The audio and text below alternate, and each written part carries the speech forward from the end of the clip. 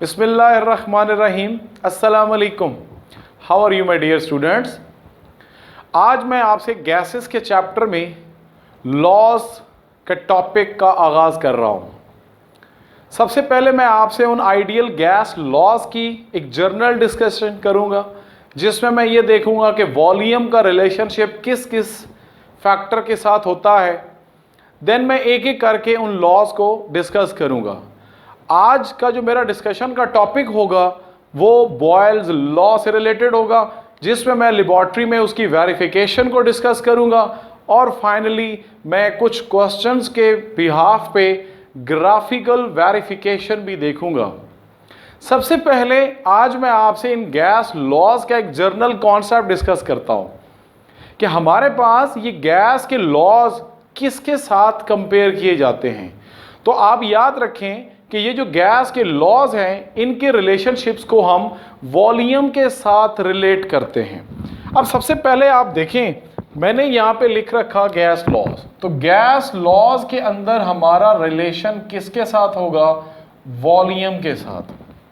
तो सबसे पहला जो मैं पॉइंट आपसे डिस्कस करने लगा हूँ, जो आज का मेरा डिस्कशन टॉपिक है, उसमें ये होगा कि जब भी हम इस वॉल्यूम को रिलेट करेंगे विथ प्रेशर, तो जब भी आप वॉल्यूम को प्रेशर से रिलेट करेंगे then this law is called Boyle's law. देन हम इसी तरह से अगर इसी वॉल्यूम को डिस्कस करेंगे, रिलेट करेंगे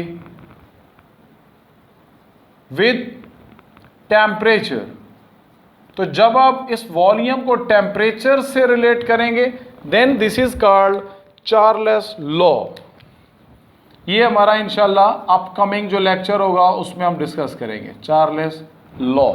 और फाइनली जो हम डिस्कस करते हैं वो इसी वॉल्यूम को जब हम डिस्कस करेंगे विथ नंबर ऑफ मोल्स, या जिसको आप नंबर ऑफ मॉलिक्यूल्स भी कह सकते हैं, तो नंबर ऑफ मोल्स के साथ जब आप डिस्कस करेंगे then this is called Avogadro's law.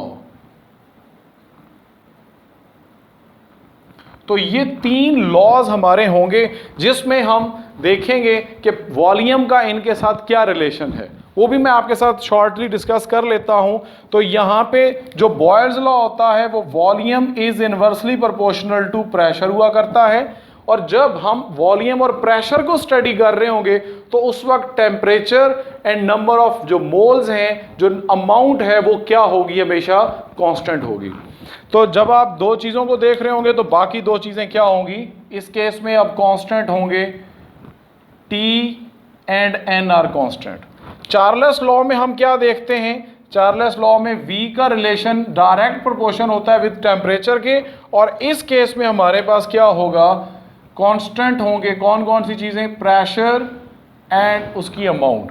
और फाइनली हम देखेंगे वॉल्यूम का relation with number of moles के साथ, और वो हमारे पास क्या होता है? Volume is direct proportional to the number of moles. और जब डायरेक्टली रिलेशन आप देख रहे होते हैं तो उस वक्त क्या होता है? आपके पास दो चीज़ें जो आपके पास रह गई, वो temperature and pressure are constant. So this is all about the gas laws.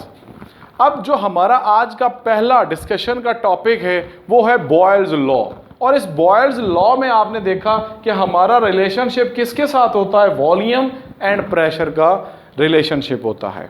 तो सबसे पहले हम बॉयल के बारे में देखते हैं कि इन 1662 बॉयल्स एक साइंटिस्ट था, उसने एक लॉ पेश किया और उसके अकॉर्डिंग क्या उसकी डेफिनेशन थी? It is the relationship between the pressure and the volume of the fixed mass of a gas. कि इसमें जो वॉल्यूम होगा वो क्या होगा? प्रेशर के साथ उसका रिलेशनशिप है, जबकि मास और जो टेम्परेचर है वो क्या है? कांस्टेंट। तो हम यहाँ पे क्या लिखते हैं कि volume is inversely proportional to pressure, और उस वक्त टेम्परेचर क्या होता है? वो कांस्टेंट होता है। तो जब आप इसमें कांस्टेंट का प्रोपोर्शन को जब भी आप यहां से रिप्लेस करते हैं तो हमेशा आपको इज इक्वल टू लगाना होता है और कोई कांस्टेंट लगाना होता है। सो यहां पे हम कांस्टेंट क्या लगा रहे हैं, k। तो ये हमारे पास रिलेशन क्या बन जाएगा, v is equal to k over p, और फाइनली हमारे पास क्या बन जाएगा, p को आप ऊपर ले जाएं, so it will be pv is equal to k। तो इसकी जो सेकंड डेफिनेशन हमारे पास आएगी वो क्या होगी, the product of pressure and volume always remains constant. So ये हमारे पास सेकंड उसकी क्वांटिटेटिव डेफिनेशन होगी। इसी तरह अगर हम देखें कि हमारे पास, जो कि मेरी नेक्स्ट एक्सपेरिमेंटल वेरिफिकेशन भी है बॉयल्स लॉ के लिए, कि हमारे पास अगर डिफरेंट कंडीशंस हो प्रेशर और वॉल्यूम की, तो वो भी हमेशा क्या होंगी, they are also kept constant. For example अगर मैं यहां पे कहूं कि P1 V1 वो जो होता है वो K की इक्वल होता है, इसी तरह P2 V2 वो K के, तो हमारे पास जो फाइनल एक्सप्रेशन यहां पे बनेगा वो क्या होगा, P1 V1 always equal to P2 V2। So this is about pressure and volume का जो relationship that is called Boyle's law। Now हम डिस्कस कर लेते हैं एक्सपेरिमेंटल वेरिफिकेशन। आप देखें आपको एक सिलेंडर नजर आ रहा है, इस सिलेंडर में एक गैस फिल्ड है और इसके ऊपर एक मूवेबल पिस्टन मौजूद है। हमने इस सिलेंडर को डायरेक्ट कनेक्ट कर रखा है विद मैनोमीटर। अब मैनोमीटर क्या होता है, वो डायरेक्ट जो गैस का प्रेशर होगा उसको मेजर करने के काम आएगा। अब आपने क्या करना है, सबसे पहले जो इसके ऊपर जो टेम्परेचर है वो कांस्टेंट है 25 25 25। सो हमारे पास अगर प्रेशर यहाँ पे P1 हो 2 atm, तो उसका वॉल्यूम देखें वो आपके पास क्या होगा, वो 1 dm³ होगा। इसी तरह जब मैं उसका प्रेशर, ये V1 हो गया, जब मैं प्रेशर उसका डबल करता हूं, इट मींस 2 से क्या हो जाएगा, वो डबल होके 4 atm, देन उसका वॉल्यूम क्या हो जाएगा, it will B V2 is 1/2 dm³। Next जब हम देखते हैं, ये वॉल्यूम आपको नजर आ रहा है, ये वॉल्यूम ज्यादा था, ये वॉल्यूम क्या हो गया, कम हो गया जब प्रेशर आपने उसके ऊपर इंक्रीज किया। देन जब मैं उसका प्रेशर 3 टाइम्स करता हूं, P3 क्या हो जाएगा 6 atm, तो हमारे पास उसका जो वॉल्यूम होगा, आप देखें जब 3 टाइम्स हुआ तो उसका वॉल्यूम V3 हमारे पास क्या हो जाएगा 1/3 dm³। सो यहां पे मैं देख लेता हूं कि मेरे पास किस तरह से एक्सप्रेशन इसका आ सकता है। सो P1 V1, तो देखें P1 कितना है 2 atm और V1 कितना है हमारे पास 1 dm³। So answer will be 2। Then next आप देख लें P2 आपके पास कितना है P2 जब हमने प्रेशर 4 atm किया तो हमारे पास वॉल्यूम कितना आ गया 1/2 dm³, तो ये भी आंसर कितना आ गया 2। इसी तरह जब हमने थर्ड प्रेशर की कंडीशंस देखी, जब हमने उसका प्रेशर 3 टाइम्स बढ़ाया था 6 atm हो गया था, तो देन हमारे पास क्या हो गया था, उसका वॉल्यूम वो 1/3 और इसका आंसर भी क्या आ गया था 2। सो ये जो मैंने आपके सामने वेरिफिकेशन की एक्सपेरिमेंटल, उसके बिहाफ पे आप देखें कि P1 भी हमारे पास किसकी इक्वल था 2 के, P1 V1, और P2 V2 भी किसकी इक्वल था, वो भी 2 की इक्वल था। तो ये दोनों हमारे पास क्या हैं, एक दूसरे के इक्वल हैं, मतलब कांस्टेंट की वैल्यूज हैं। सो ये हमेशा P1 V1 always equal to P2 V2, इसी तरह वो इक्वल होगा P3 V3 के। सो आप देखें, आप जैसे जैसे प्रेशर बढ़ा रहे हैं वॉल्यूम कम होता जा रहा है। गैस का प्रेशर ज्यादा, जब वॉल्यूम ज्यादा था तो प्रेशर कम था, आपने जैसे जैसे प्रेशर ऊपर से बढ़ाया तो वॉल्यूम क्या होता गया, कम होता गया। अगर मैं इसको यहां से इन्वर्स पढ़ूं, उलट पढ़ूं, तो मैं क्या कहूंगा, जब प्रेशर ज्यादा था तो वॉल्यूम कम था, मैंने जैसे यहां से एक पिस्टन हटाया तो क्या हुआ, प्रेशर कम होने से वॉल्यूम क्या हो गया, बढ़ गया, और फाइनली जब मैंने प्रेशर और कम किया तो वॉल्यूम क्या हो गया, बढ़ गया। सो ये जो वॉल्यूम और प्रेशर इनवर्सली प्रोपोर्शनल हैं, इसका मतलब ये होता है कि जब एक चीज बढ़ती है तो दूसरी चीज कम हो जाया करती है। So this is about the inversely proportional जो रिलेशनशिप होता है। अब मैं चलता हूं ग्राफिकल एक्सप्लेनेशन की तरफ। यहां पे मैं कुछ ग्राफ्स आपके साथ डिस्कस करने लगा हूं, ये बहुत ही इंपॉर्टेंट हैं, खास तौर पे जब आपके एंट्रेंस के एग्जाम्स होते हैं तो वहां पे ये रिलेशनशिप्स या इस तरह के फैक्टर्स आपसे पूछे जाते हैं। सबसे पहले देखिए, मैं ग्राफ जो डिस्कस करने लगा हूं वो वॉल्यूम और प्रेशर के अगेंस्ट हम एक ग्राफ बना रहे हैं। चूंकि हमारा ये लॉ जो है वो वॉल्यूम और प्रेशर से कंसर्न है, तो सबसे पहले आप देखें आपने क्या करना है कि इस लॉ के मुताबिक जो ग्राफ हम ड्रॉ करेंगे उसमें आपने क्या करना, प्रेशर को अलोंग एक्स एक्सिस लेना है और आपने वॉल्यूम को अलोंग वाई एक्सिस लेना है। तो आप देखें हमें चूंकि देखा कि ये इन्वर्सली रिलेटेड है। इन्वर्सली रिलेटेड मीन अगर एक चीज बढ़ेगी तो दूसरी कम हो जाएगी। तो आप इसमें जरा देखें हमारे पास क्या होगा कि अगर आप देखें हमारे पास प्रेशर बहुत कम हो तो वॉल्यूम बहुत ज्यादा होगा। जैसे जैसे आप प्रेशर बढ़ाते जाएंगे वॉल्यूम कम होता आएगा। इसी तरह और जब आप उसका प्रेशर बढ़ाएंगे तो वॉल्यूम कम, प्रेशर ज्यादा वॉल्यूम कम, प्रेशर ज्यादा तो वॉल्यूम कम। तो हमारे पास एक हाइपरबोला कर्व आएगा, हाइपरबोला कर्व।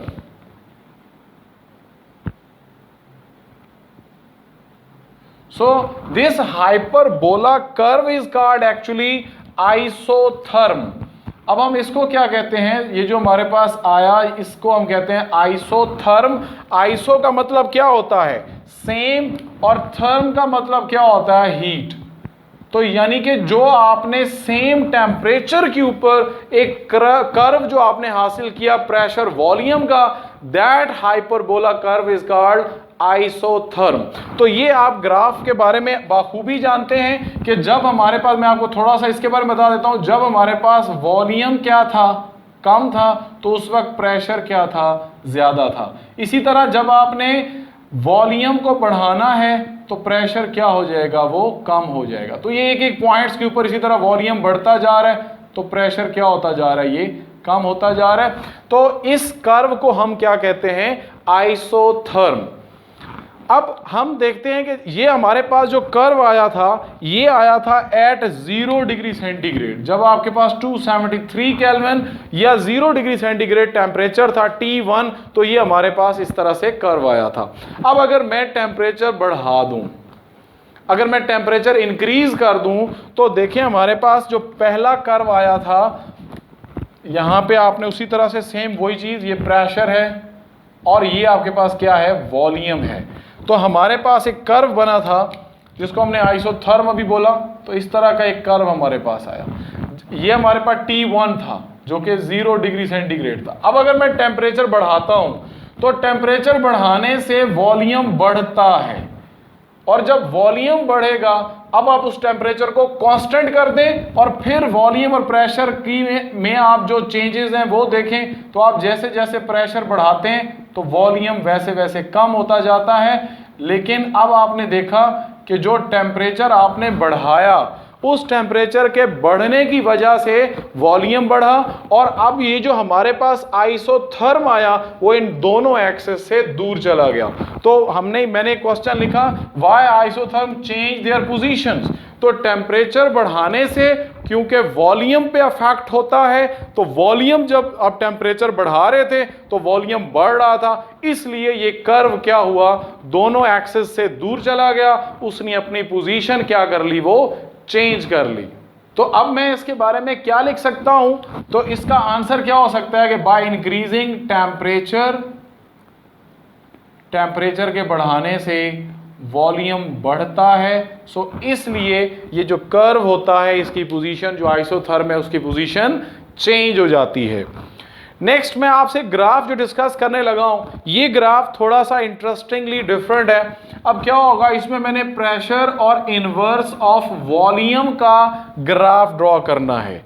अब आप देखें, हम बात वही होगी लेकिन हम उसको डिफरेंट एंगल से पढ़ने जा रहे हैं। हम क्या देखने जा रहे हैं, हम ये कहने चाह रहे हैं कि हमारे पास एक क्या हो कि प्रेशर और हमारे पास जो वॉल्यूम है, ये तो हम जानते हैं कि दे आर इनवर्सली प्रोपोर्शनल, लेकिन यहां पे हम उसको कैसे पढ़ना चाह रहे हैं, हम ये पढ़ना चाह रहे हैं कि ये जो हमारे पास प्रेशर है ये डायरेक्टली प्रोपोर्शनल है to the inverse of volume. अब यहां पे आप क्या लिखेंगे, directly, P is directly proportional to, अब यहां पे आपने लिखना है इनवर्स ऑफ वॉल्यूम। वॉल्यूम के इनवर्स के वो क्या है, डायरेक्टली प्रोपोर्शनल है। अब आप जानते हैं कि जब भी कोई चीज, जैसे कि ये दो वेरिएबल्स हैं, इनकी पावर्स अगर यूनिटी होगी, अगर वो डायरेक्टली प्रोपोर्शनल होंगे, तो अगर आप एक को बढ़ाएंगे तो दूसरा भी बढ़ेगा, एक को कम करेंगे तो दूसरा भी कम होगा। तो हमेशा ऐसे पैरामीटर्स, ऐसे वेरिएबल्स जिनकी पावर्स यूनिटी होती है, उनका ग्राफ हमेशा स्ट्रेट लाइन में आता है। अब मैं अगर ग्राफ आपके सामने जो मैंने लिखा है, मैं प्रेशर यहां पे ले लेता हूं और इनवर्स ऑफ वॉल्यूम यहां से यहां पे ले लेता हूं, तो अब क्या होगा, मैंने एक क्वेश्चन लिखा कि सबसे पहले स्ट्रेट लाइन के बारे में मैंने आपको बता रहा हूं कि स्ट्रेट लाइन क्यों आती है। तो मैंने आपको बताया कि वेरिएबल्स की अगर पावर यूनिटी हो तो वो हमेशा स्ट्रेट लाइन देती है, मतलब इस तरह से हमारे पास स्ट्रेट लाइन एक आएगी। अब एक क्वेश्चन मैंने यहां पे लिखा कि straight line meets at origin, कि वो ओरिजिन के ऊपर क्यों मीट कर रहा है। तो इसके बारे में आप क्या कह सकते हैं, आप देखें, हमने बोला कि जब प्रेशर बढ़ता है, जब प्रेशर इंक्रीज होगा तो वॉल्यूम क्या होगा, वो डिक्रीज होगा, बट इनवर्स ऑफ वॉल्यूम वो क्या होगा, वो इंक्रीज होगा। और अगर हम इसी तरह से कहें कि जब प्रेशर डिक्रीज होगा तो वॉल्यूम इंक्रीज होगा, लेकिन उसका इनवर्स क्या होगा, वो भी कम हो जाएगा। यानी कि अगर प्रेशर यहां पे 0 हो तो वॉल्यूम क्या होगा, वो ज्यादा होगा, लेकिन इनवर्स ऑफ वॉल्यूम क्या होगा, वो क्लोज टू 0 होगा। सो दैट्स व्हाई हमारे पास एक स्ट्रेट लाइन आती है। और स्ट्रेट लाइन हमें क्या बता रही है, स्ट्रेट लाइन में ये होता है कि जब एक फैक्टर बढ़ता है तो दूसरा भी बढ़ता है। जब ये बढ़ता है, देखें आप, इधर से प्रेशर बढ़ रहा है तो इधर से 1/v भी बढ़ रहा है, इधर से प्रेशर बढ़ेगा तो 1/v भी बढ़ेगा। इस तरह से हर पॉइंट के ऊपर जब प्रेशर मैक्सिमम हो जाएगा तो 1/v भी क्या हो जाएगा, वो मैक्सिमम हो जाएगा। So this is about straight line. वो क्यों ओरिजिन पे आ रही है, उसका आंसर आप इसमें कर सकते हैं कि जब प्रेशर भी हमारे पास कम होगा तो इनवर्स ऑफ वॉल्यूम भी क्लोजर टू 0। सो मैं यहां पे अगर लिख दूं कि बाय डिक्रीजिंग प्रेशर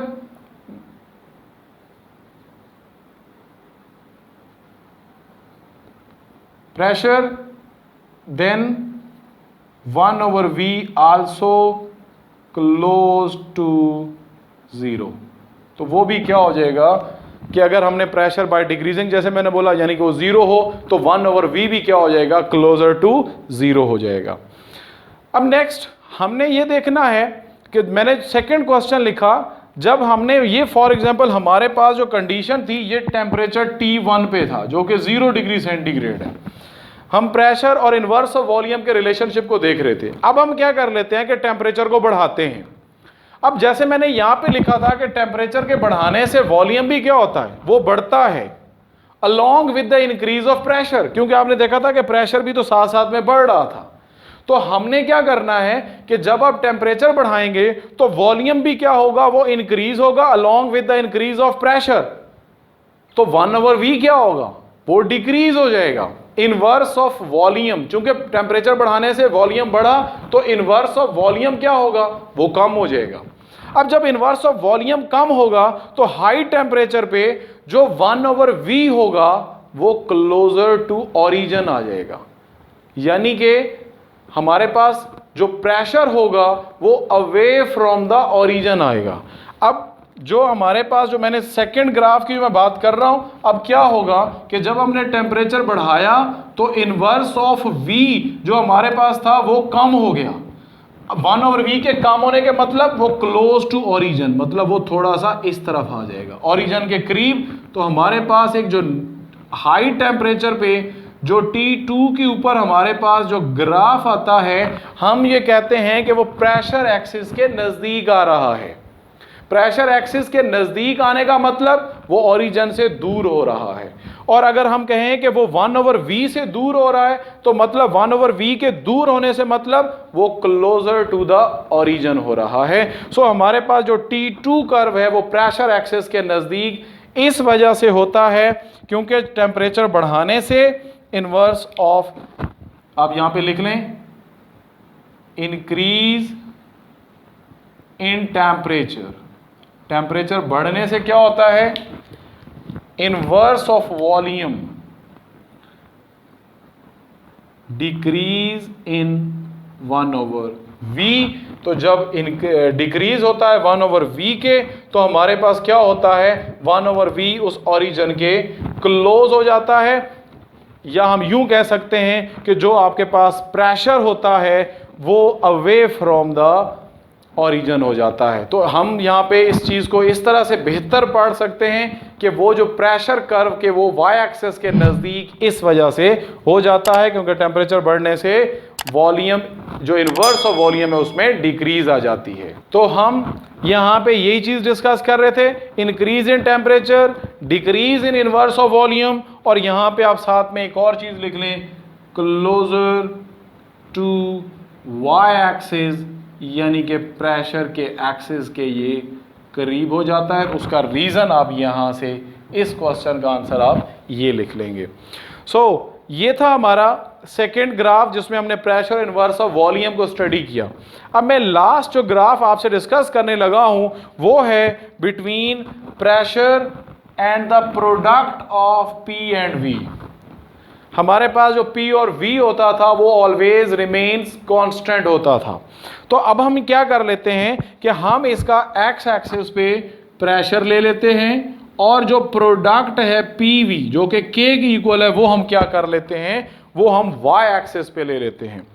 अब आप देखें इस केस में हम क्या कहते हैं कि जब हम प्रेशर को बढ़ाएंगे बाय इंक्रीजिंग द प्रेशर, तो वॉल्यूम क्या होना चाहिए, वो कम होना चाहिए, लेकिन प्रोडक्ट ऑफ पीवी वो चेंज नहीं होता क्योंकि वो तो कांस्टेंट है।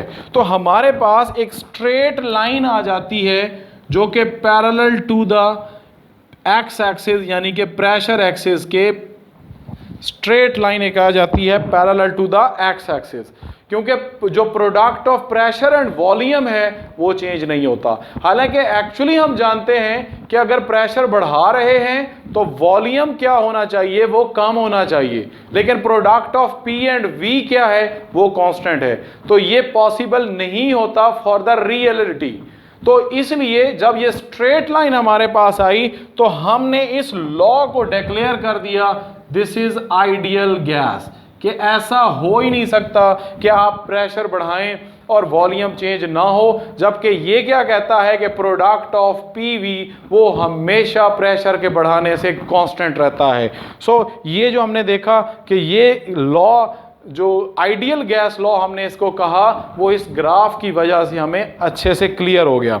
अब इसमें भी एक क्वेश्चन है कि K की वैल्यू जो है वो डिपेंड करती है क्वांटिटी ऑफ अ गैस या temperature of the gas. For example अगर मैंने ये T1 पे बात की, टेम्परेचर 1 था, तो जैसे 0 डिग्री सेंटीग्रेड में पिछले ग्राफ्स में भी डिस्कस कर रहा था, अब मैं अगर टेम्परेचर उसका बढ़ा देता हूं यानी कि 25 डिग्री सेंटीग्रेड कर देता हूं, तो लाजिम बात है हमारे पास क्या होगा, वॉल्यूम बढ़ेगा, तो हमारे पास एक और स्ट्रेट लाइन जो उससे थोड़ी सी ऊपर करके आएगी, तो वो हमारे पास T2 आप कह सकते हैं कि ये हमारे पास T1 में आया और ये T2 में आया। तो आपने जब टेम्परेचर बढ़ाया तो उसने K की वैल्यू को भी क्या किया कि वो जो कांस्टेंट की वैल्यू है उसको ऑटोमेटिकली क्या कर दिया, उसने बढ़ा दिया।